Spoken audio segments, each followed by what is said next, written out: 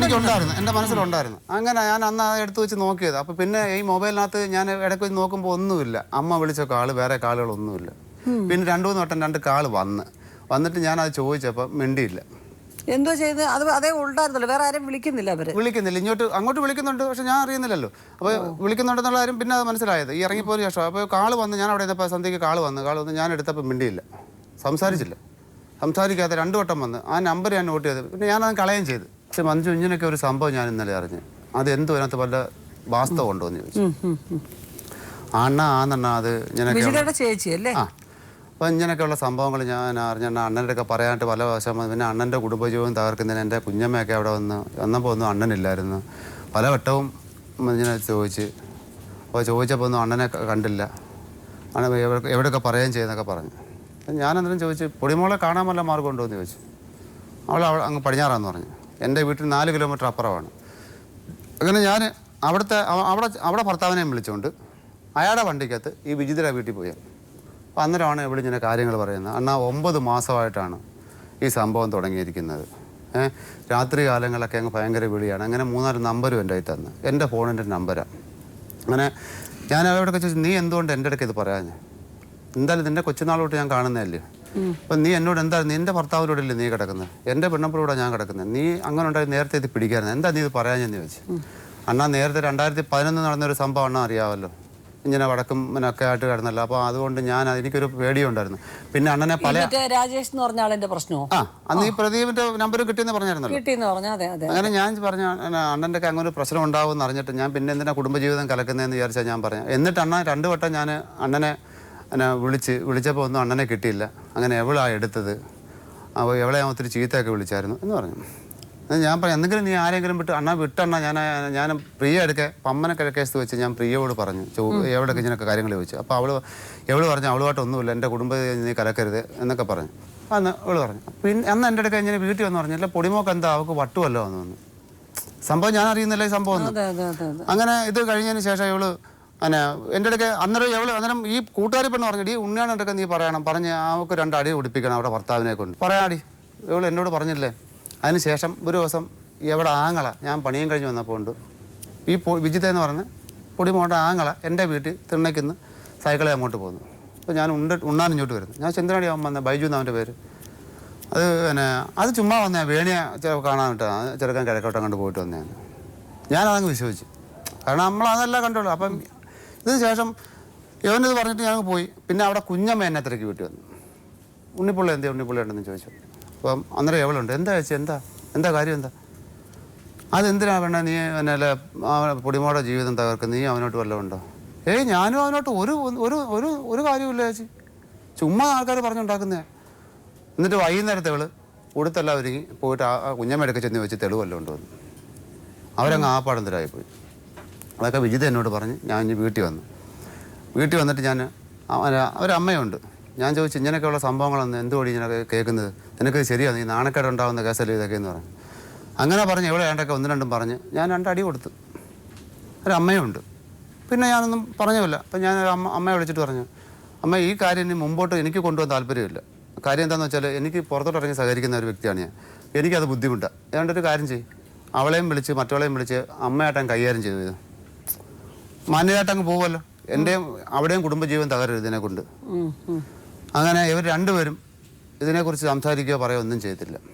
എന്നിട്ടും ഇവിടെ അമ്മയായിട്ട് പലയിടത്തും പോകും. എനിക്കത് ഇഷ്ടമല്ല വന്ന്, കാരണം ഇവിടെ അമ്മയെ കൊണ്ട് ബൈക്കിൽ പോകുമ്പോൾ ഇവർ അമ്മ എവിടെയെങ്കിലും കൊണ്ട് അങ്ങ് കൊണ്ടുപോയോ, ഇവരെ വിളിച്ചോണ്ട് പോയോ, അതോ നിങ്ങളുടെ കൂട്ടത്തിൽ തന്നെയാണോ താമസം? പ്രിയ എൻ്റെ കൂട്ടത്തിൽ തന്നെ, എൻ്റെ അമ്മായിയമ്മ എൻ്റെ കൂടെ തന്നെ.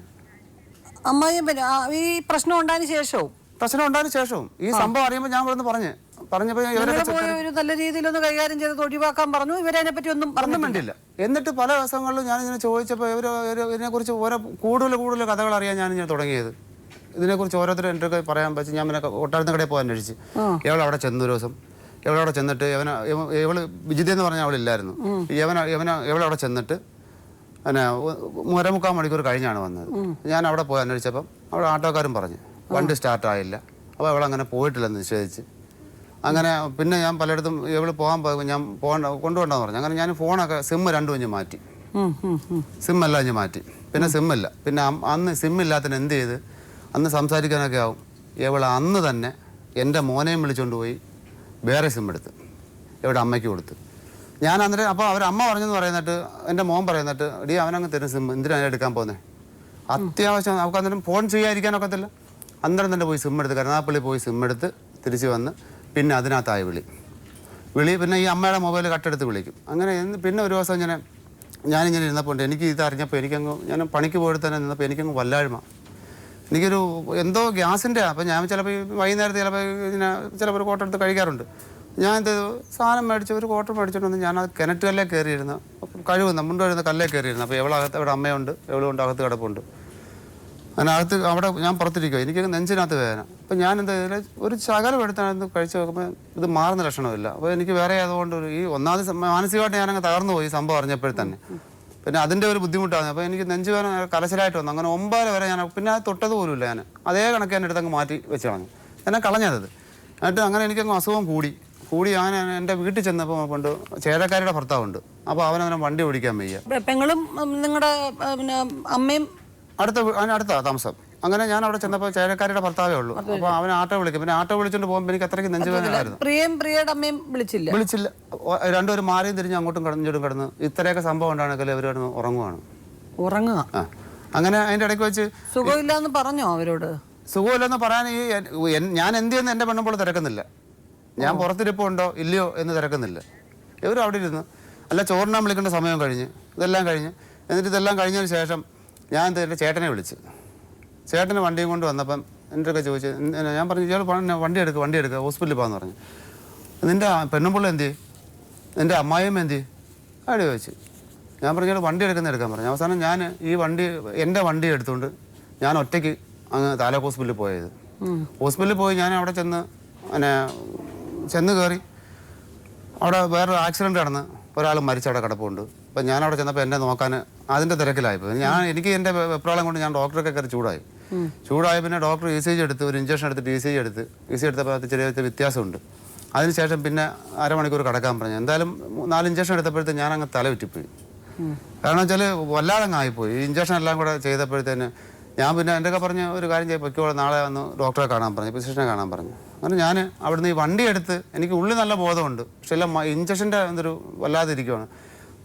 അതിൻ്റെ അടുത്ത് വരെ വന്ന് ഒരു വട്ടം മറിഞ്ഞു വീണ്. എന്നിട്ട് വണ്ടി എടുത്ത് ഞാൻ പിന്നെയും കയറി വീട്ടിൽ വന്ന് ആ 10ാം അടുക്കളയുടെ വാതിക്കലോട്ട് ഞാനങ്ങ് വീണത്. പിന്നെ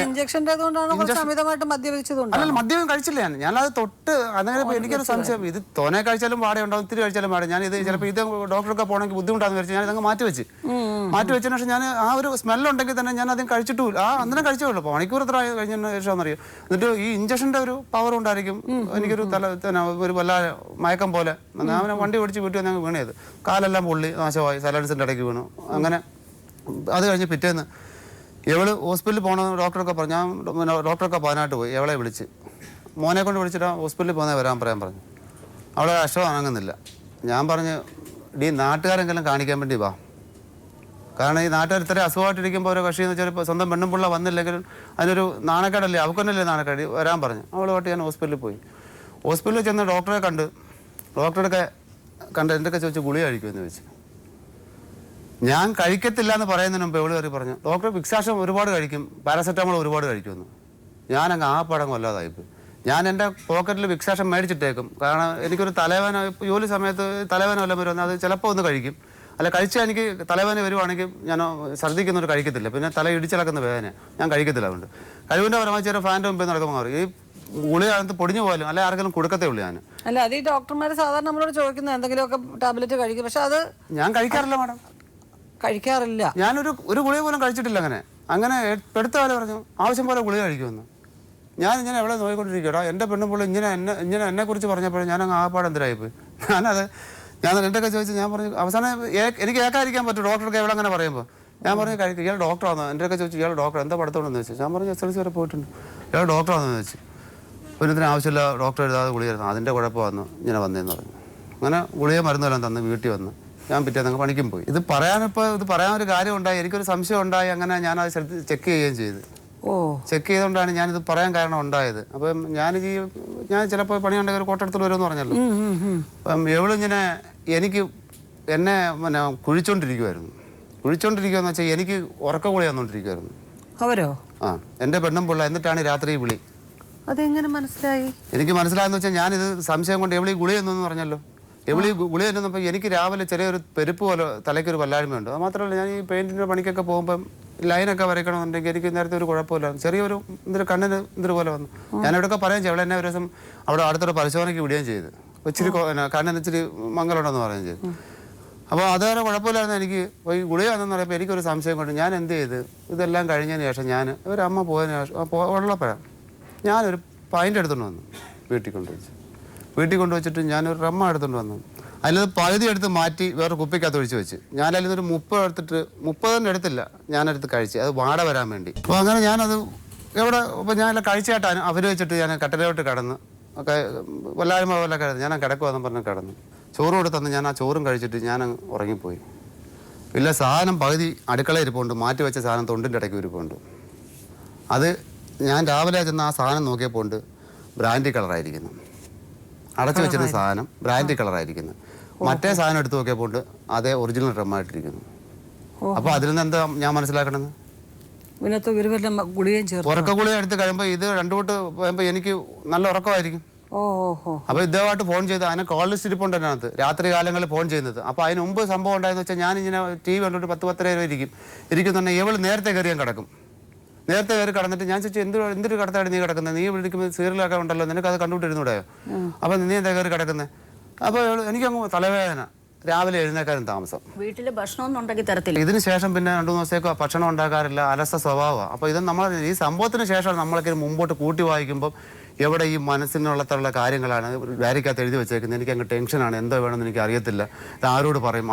ഇത് ആരോടെങ്കിലും പറഞ്ഞെങ്കിലല്ല ഈ ഒരു ഭാരം ഒഴിയത്തുള്ളൂ. ഈ പിന്നെ മദ്യത്തിനകത്ത് ഇത് എന്തെങ്കിലും കലക്കിയിട്ടുണ്ടെന്നുള്ളത് എവിടെയെങ്കിലും കൊണ്ടുവന്നൊന്ന് ചോദിച്ചറിയോ വല്ലതും ചെയ്തു? അതിനകത്ത് വല്ലതും കലക്കിയിട്ടുണ്ടോ? അതിന് അപ്പോഴത്തെ ഒരു സാഹചര്യം ആയില്ലല്ലോ. അപ്പോൾ ഇവിടെ 5-ാം തീയതി ഇവിടെ നിന്ന് പോവുകയും ചെയ്തു. ഇവര് ആ സമയത്തൊക്കെ ഇവർക്ക് ടെൻഷനൊക്കെ ഉണ്ടെങ്കിലും നിങ്ങൾ ഒട്ടും സന്തോഷമില്ലാതെയാണോ കഴിഞ്ഞിരുന്നത്? നല്ല സന്തോഷത്തോട് തോന്നി. പക്ഷെ എനിക്കറിയുന്നില്ലല്ലോ എവിടെ മനസ്സിൽ ഇങ്ങനെയുള്ള കാര്യങ്ങൾ ഇങ്ങനെ മുള വന്നുകൊണ്ടിരിക്കുകയാണെന്നുള്ള കാര്യം ഞാൻ അറിയുന്നില്ലല്ലോ. അങ്ങനെ കോൾ ലിസ്റ്റ് എവിടുന്ന് അവരുടെ ഫോണിൽ എടുത്ത് നോക്കുമ്പോൾ കണ്ടുപിടിക്കുന്നതാണോ? അങ്ങനല്ല, ഞാൻ അതിൻ്റെ ഇടയ്ക്ക് കൂടെ അങ്ങനെ ഇത് എവിടെ ഇവിടുന്ന് ഈ 2015 ഈ സംഭവം നടന്നപ്പോൾ എവിടെ ഇവിടുന്ന് എന്നോട്ട് വഴക്കിട്ടിട്ട് ഞാൻ ഒരു അമ്മ ഇത് 23 ദിവസം ഈ സംഭവം അറിഞ്ഞതിന് ശേഷം, ഈ വിജയുടെ അങ്ങ് അറിഞ്ഞതിന് ശേഷം ഇവിടെ ഉണ്ടായിരുന്നു.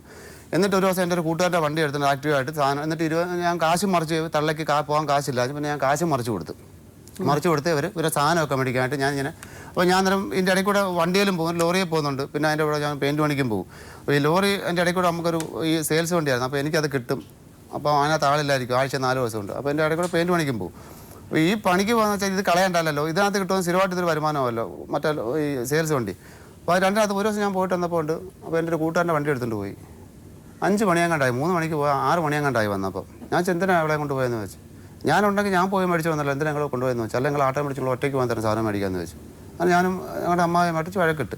ഈ വിജിത അന്ന് തന്നെ ഞാൻ ഈ വിജിത അങ്ങ് പോയി ചോദിച്ചപ്പോൾ തന്നെ അതിൻ്റെ അന്ന് തന്നെ പ്രിയ ഇത് പ്രദീപിനോട് പറഞ്ഞു.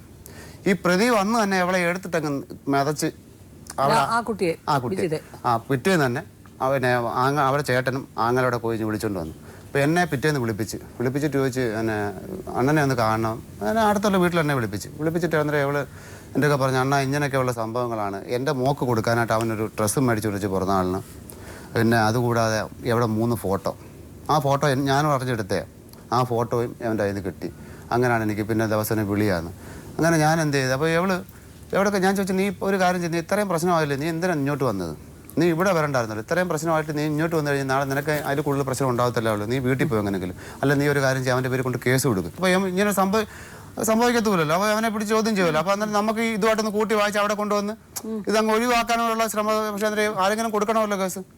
അപ്പോൾ ഈ തള്ള ഇതിനോട്ട് മുതിരുന്നുമല്ലോ ഇതൊന്ന് തീർപ്പാക്കാൻ വേണ്ടി.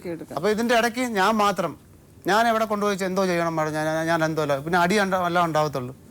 അങ്ങനെ ഇവരുമായിട്ട് ഇവരുടെ SND യോഗക്കാർ അവരെ കമ്മിറ്റിക്കാരോട്ട് പോയി സംസാരിച്ച്. അപ്പോൾ യവൻ പറഞ്ഞത്, യവന് ഒരു കാരണവശാലും അവളെ വേണ്ട, അവൻ്റെ പെണ്ണും പിള്ളേ വേണ്ട. നിങ്ങളൊരു കാര്യം ചെയ്യും, എൻ്റെ അമ്മായിമ്മ ഉണ്ട്, നിങ്ങളൊന്ന് സംസാരിക്കും, ഇതിനത് തീർപ്പാക്കുക. കാരണം ഇതിന് മുമ്പോട്ട് ഇങ്ങനെ പോകണ്ടല്ലോ. അപ്പോൾ ഞങ്ങളെന്തോ ഉണ്ടി വന്ന് സംസാരിക്കുന്ന അവർ ചോദിക്കുന്നു. ഒന്നീ എവരല്ലേ എവിടെ ഭാഗമല്ലേ ക്ലിയർ ആക്കട്ടത്. അത് എൻ്റെ അമ്മായിമ്മ 23 ദിവസം അവിടെ നിന്നതിനൊക്കെ ശേഷം ഒന്നും പറഞ്ഞില്ല.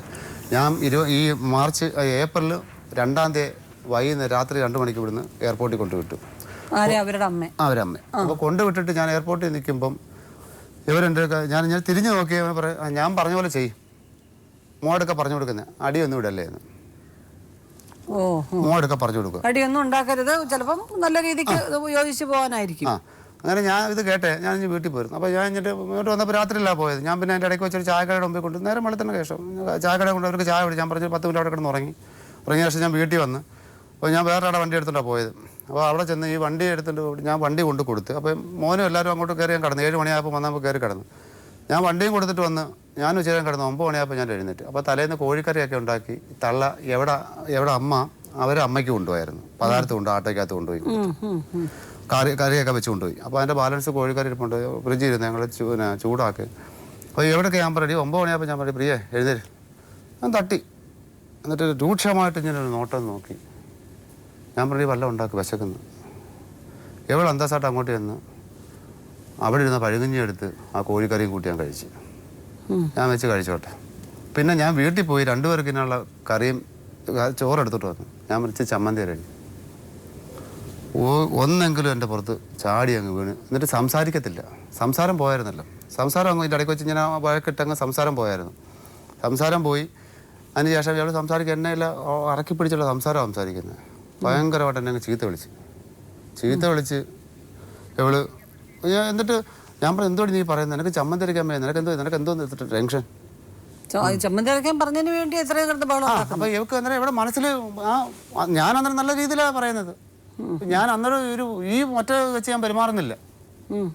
അങ്ങനെ ഇവള് എൻ്റെ ഇടയ്ക്ക് അപ്പോൾ എനിക്കങ്ങ് ദേഷ്യം വന്ന് ഞാൻ ഒരു അടി കൊടുത്തപ്പോൾ എന്നെ ഒരു തെള്ളി അങ്ങോട്ട് ഇട്ടിട്ട് എൻ്റെ മോൻ അവിടെ പോയിട്ട് മോൾ അവിടെ പോയിട്ട് തെള്ളി അങ്ങോട്ട് ഇട്ടിട്ട് ആ നഖമെല്ലാം കൂടെ വെച്ച് ഇവിടുത്തറയും ഇവിടെ അങ്ങ് അള്ളി അങ്ങ് കയറി. എൻ്റെ വീടിൻ്റെ അപ്പുറത്ത് ചോദിച്ചറിയാം ഇവിടുത്തറയും അങ്ങ് അള്ളി കയറിയായിരുന്നു ഒരു ദിവസം. എന്നിട്ട് ഞാൻ എന്ത് ചെയ്ത് പിന്നെ എന്നിട്ട് ബോധം കെട്ടങ്ങ് വീണല്ലേ ഞാൻ അപ്പോഴത്തെ പിടിച്ച് കട്ടിലേ കൊണ്ട് കിടത്തി കുറച്ച് നേരം കഴിഞ്ഞ് ഞാൻ പിന്നെ എഴുന്നേറ്റ് മോനെ വിളിച്ച് ബാത്റൂമിൽ വെച്ച് വെള്ളം വെക്കട്ടെ ഞാനും അവനോടെ കൊണ്ടുവന്ന് കുളിപ്പിച്ച് തലയെല്ലാം തോർത്തി അകത്ത് കൊണ്ട് കിടത്തി ഫാനും ഇട്ട് ഒരു ഉറക്കമൊക്കെ ഉറങ്ങിയപ്പോഴത്തെ 1-1:30 മണിയായി. വീട്ടിൽ പോയി ചോറും എടുത്ത് ഞാനും മോനോട്ടില്ല കോഴിക്കറിയും ചൂടാക്കി പിടിച്ച് കട്ടിലേ കൊണ്ടിരുത്തി ഞങ്ങൾ രണ്ടും തറയിലിരുന്ന് ചോറ് കൊണ്ട് കൊടുത്തപ്പം അടുത്തൊരു ഒറ്റ കയറും. പിന്നെ പ്രശ്നം വന്നിട്ട് ഞാൻ പിന്നെ മിണ്ടത്തില്ല. ശേഷം ഞാൻ മിണ്ടത്തില്ല. പിന്നെ അളിയച്ചാരുടെ ഇവിടെ വല്യമ്മയുടെ ഒരു മോൻ്റെ കാർ അവിടെ കിടന്നത് ഞാൻ അപ്പോൾ എന്നിട്ട് ഞായറാഴ്ച രാവിലെ ഞാൻ വേറെ അവിടെ വണ്ടി എടുത്തിട്ട് ഇവിടെ കുഞ്ഞമ്മയുടെ അങ്ങ് പോയി പതാരത്ത്. ഞാൻ പറഞ്ഞു കുഞ്ഞമ്മ ഇങ്ങനെയൊക്കെയുള്ള കാര്യങ്ങളാണ്, അമ്മ ഒരക്ഷരം പോലും മിണ്ടാം അവരവരെ പാട്ടിന് പോയി, ഞാൻ ഇനി എന്താ ചെയ്യുക. അത് ഇവരൊന്നും പറയുന്നില്ല. പ്രിയയുടെ അമ്മയ്ക്ക് ഈ കാര്യങ്ങളൊക്കെ അറിയാമോ? എല്ലാ കാര്യവും അറിയാം. എന്നിട്ട് അവർ ഇതിനകത്ത് നിശബ്ദം പാലിക്കും. നമ്മുടെ നാട്ടിൽ നമുക്ക് വേണ്ടപ്പെട്ട ഒരു മധ്യസ്ഥരായിട്ട് നമുക്ക് ഇത്തിരി പ്രായത്തിന് മുതിർന്നവരും അത്യാവശ്യം പക്വതയോടെ കൈകാര്യം ചെയ്യാൻ പറ്റുന്ന അത്യാവശ്യം ആൾക്കാർ കാണത്തില്ലേ? എന്തുകൊണ്ട് കാര്യങ്ങൾ ഇത്രയും രൂക്ഷമായതിനു ശേഷവും നിങ്ങൾ പല തവണ ആവർത്തിച്ചപ്പോഴും എന്തുകൊണ്ട് അവരെ ആരെങ്കിലും ഉൾപ്പെടുത്തി ഒരു സംസാരിച്ചു? 2011 ഈ ഒരു സംഭവം നടന്നു. എന്നെക്കാട്ടി മുതിർന്ന കക്ഷി എന്ന് വെച്ചാൽ അമ്മ അടുത്തുള്ള എൻ്റെ ചേട്ടന എൻ്റെ കാര്യങ്ങൾ മൊത്തം അറിയാവുന്ന എന്നെ ഒരുപാട് സഹായിച്ചിട്ടുള്ള അതിനെ പത്മനാഭുള്ള എന്ന് പറയും റേഞ്ചിൽ. അതുപോലെ ഷാജി എന്ന് പറയുന്നത് ഇവരെല്ലാരും പിന്നെ അവിടെ വേറെ എണ്ണെന്ന് പറയുന്നത് നമ്മുടെ ദേവസ്വം ബോർഡിലുള്ള ഗണേശൻ എന്ന് പറയും. ഇവരെല്ലാം 2011 ഈ കേസിന് വന്ന് 2011 എവിടെ പോയില്ലേ ഞാൻ അവരെ വിളിച്ചോണ്ട് പോയി.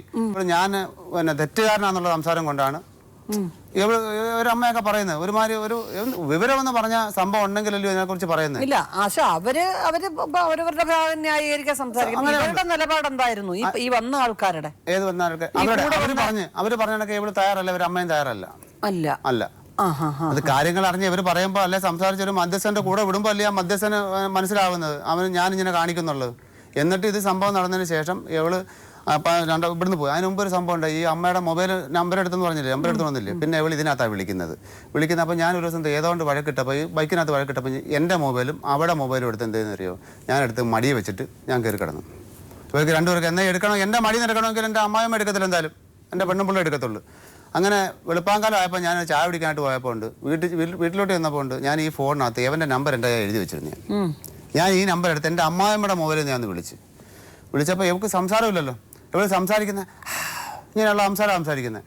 അപ്പം ഞാൻ അന്നേരം ഇതേപോലെ സംസാരിച്ച് എനിക്ക് വയ്യ തീരെ വയ്യ എന്നുള്ള ഇതേ കണക്ക് സംസാരിച്ചപ്പോൾ ഇവൻ പെട്ടെന്ന് എന്താടാ പറയടാ, ഞാൻ ഫോൺ ഈ നമ്പറിൽ നിന്ന് അങ്ങോട്ട് വിളിച്ചപ്പം ഇവൻ സംസാരിക്കും എന്താടാ പറയടാ. അപ്പം ഞാൻ പറഞ്ഞു എനിക്ക് വയ്യ. എന്ന് പറഞ്ഞപ്പോൾ യോൻ മിണ്ടുന്നില്ല.